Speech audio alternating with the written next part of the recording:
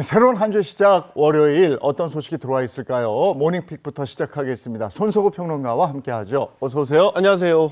네, 첫 번째 모닝픽입니다. 어떤 겁니까? 네, 첫 번째 모닝픽은 대선 효과로 코스피 3천입니다. 네, 이번 주 증시의 가장 큰 변수는 뭐니 해도 대선입니다.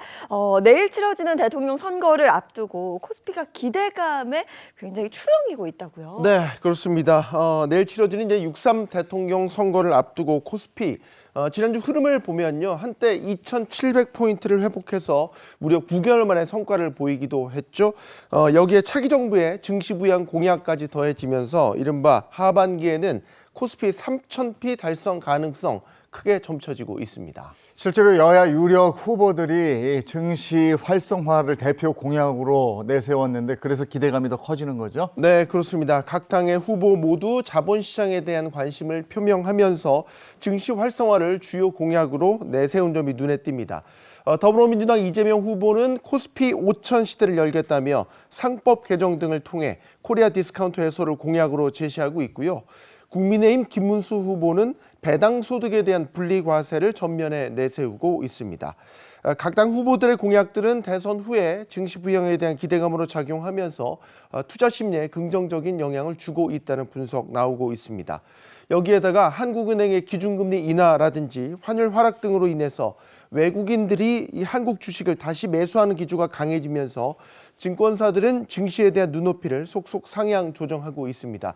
그래서 하반기 코스피 예상 범위로는 3,000포인트 달성을 예상하는 증권사들 늘어나고 있습니다. 네, 하지만 낙관론만 있는 건 아닙니다. 여전히 증시를 불안하게 하는 요소가 이 트럼프 대통령의 관세 폭탄 발언입니다. 네, 그렇습니다. 잠잠하나 싶었던 트럼프 대통령이 이 관세와 관련해서 다시 강경한 기조를 잇따라 발표하고 있습니다. 우선 현행 25%인 이 수입산 철강 알루미늄 제품에 대한 관세를 50%로 인상하겠다고 발표했죠. 상향된 관세는 오는 4일부터 발효됩니다. 중국과의 무역 협상도 원활하지 않은 것 같습니다. 미중은 지난달 제네바 협상을 통해서 원활한 협상을 위해서 90일간 관세 인하에 합의를 했는데 실제 이행하지 않고 있다며 갈등 양상을 보이고 있습니다.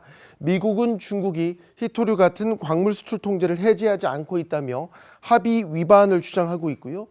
중국은 미국이 첨단 기술 수출 제한 등 차별 조치를 취하고 있다며 반박하고 있습니다. 미중 간 갈등이 커지게 된다면 글로벌 증시에는 다시 관세 리스크가 불거지면서 큰 조정의 빌미가 될 수 있습니다. 특히 엔비디아와 테슬라 같은 대표 기술주들의 타격을 주기 때문에 우리 증시에도 부정적인 영향을 미칠 수 있습니다. 결론적으로 이번 주 증시는 관세라는 변수 속에서 대선을 통해 새 정부가 들어서는 기대감이 증시 전반에 긍정적으로 작용할 것으로 보입니다. 이에 따라서 코스피가 2,700선을 다시 돌파해서 안착할지 여부가 주목되는 한 주가 되겠습니다. 네, 대선은 확실한 호재가 되는 거고 관세가 어떤 변수가 될 텐데 우리 증시 어느 쪽으로 방향을 잡을지 지켜봐야 되겠습니다.